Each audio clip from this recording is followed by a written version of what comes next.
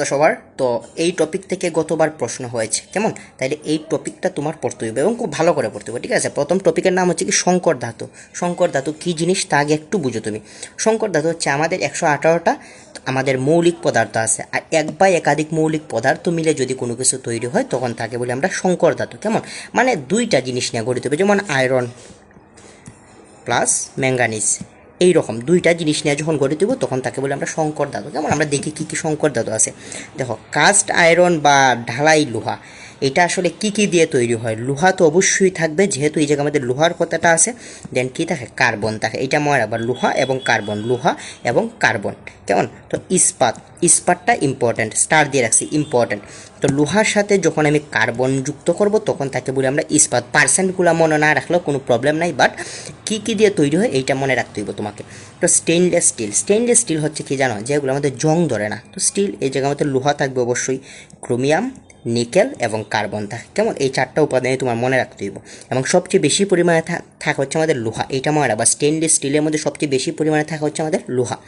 Bronze, এইটা তোমার nursing ভর্তি পরীক্ষার প্রশ্ন, এইটা তোমার নার্সিং ভর্তি পরীক্ষা 23-24 সালে আসছে, তোমরা একটু প্রশ্নটা দেখবা, কেমন?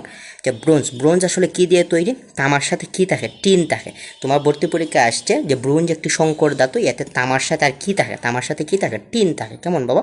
হচ্ছে পিতল, পিতলের মধ্যে অবশ্যই তামা থাকবে, কপার, হচ্ছে দস্তা বা জিঙ্ক, দস্তা যে কথা, জিঙ্ক একই কথা, ঠিক আছে? গান মেটাল লাগবে না।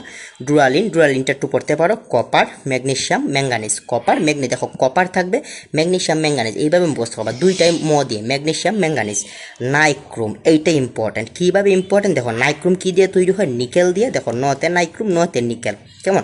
আয়রন, ক্রোমিয়াম, আয়রন, ক্রোমিয়াম, যেহেতু নাইক্রোম, নতে নাইক্রোম, নতে নিকেল সবচেয়ে বেশি পরিমাণে থাকে, কেমন? এবং এটা কোথায় ব্যবহৃত হয়? বৈদ্যুতিক ইস্ত্রি এবং হিটারে নাইক্রোম তার ব্যবহার করা হয়, বুঝাইতে পারছি?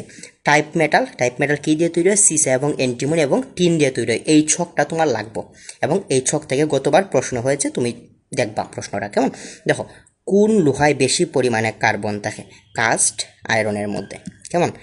পিয়ানোর তার তৈরিতে নিচের কোনটি ব্যবহার করা হয়? পেটা লোহা, কেমন? দেন হচ্ছে আমাদের ইস্পাতের কার্বনের পরিমাণ, এটা লাগতো না।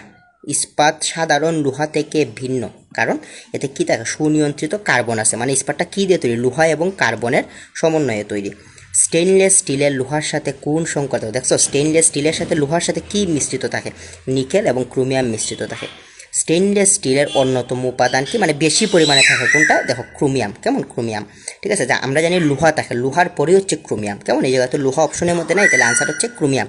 স্টেনলেস স্টিলে মরিচা না পড়ার কারণ কি? কার্বন থাকে, যার কারণে সে মরিচা পড়ে না। তামার সাথে নিচের কোনটি মেশালে পিতল হয়? দস্তা মিশালে, তামার সাথে দস্তা মিশালে পিতল হয়ে যায়। সংকর ধাতু পিতলের উপাদান, এই দেখো তামা, আমরা এই জায়গার মধ্যে পড়ছি, দস্তা এবং তামা, দস্তা এবং তামা, দস্তা এবং তামা, দস্তা এবং তামা। সংকর ধাতু, এইটা তোমার নার্সিং ভর্তি পরীক্ষার প্রশ্ন, দেখছো হুবহু এমসিকিউ আসছে, হুবহু এমসিকিউ আসছে তোমার পরীক্ষার মধ্যে। সংকর ধাতু ব্রোঞ্জের উপাদান কি কি? তামা এবং টিন, তামা এবং টিন। তামা এবং টিনের মিশ্রণে কী তৈরি হয়? ব্রোঞ্জ তৈরি হয়, দেখছো? মানে একই প্রশ্ন দুইবার আছে এই পেজটার মধ্যে, এবং তোমার ভর্তি পরীক্ষা এইটা আসছে, তাহলে এইগুলাও ইম্পর্টেন্ট, বুঝতে পারছো? ওকে। বৈদ্যুতিক হিটার বা ইস্ত্রির মধ্যে কোনটি ব্যবহার করা? নাইক্রোম তার ব্যবহার করা হয়, আমরা এইটা পড়ছি, কেমন? তো এই হচ্ছে তোমার ছক থেকে এমসিকিউগুলো, প্লিজ MP3 এমসিকিউগুলো একটু কইরো, হুবহু এমসিকিউ আসে, বুঝতে পারছো? আমি অনেক বলছি তোমাদের, তোমরা পরীক্ষা থেকে আসার পর বুঝতে পারবা যে ভাই কী পড়াইছি, বুঝছো? আমি এত আজে বাজে পড়া পছন্দ করি না বাবা। তুমি আস্তে বই পড়বা, এই পড়বা, সেই পড়বা, এত কিছু কষ্ট করার চেয়ে তুমি একটা ছক পড়ো এবং ওই ছক থেকে এমসিকিউগুলো পড়ো, দেখবা তুমি কমন পাইতেছো। আস্তে বই পড়ে একজনে কমন পাইতেছে, তুমি একটা ছক পড়ে কমন পাইতেছো। তোমার আর তার মধ্যে পার্থক্যটা কোন জায়গায় তুমি নিজে আইডেন্টিফাই করা, কেমন?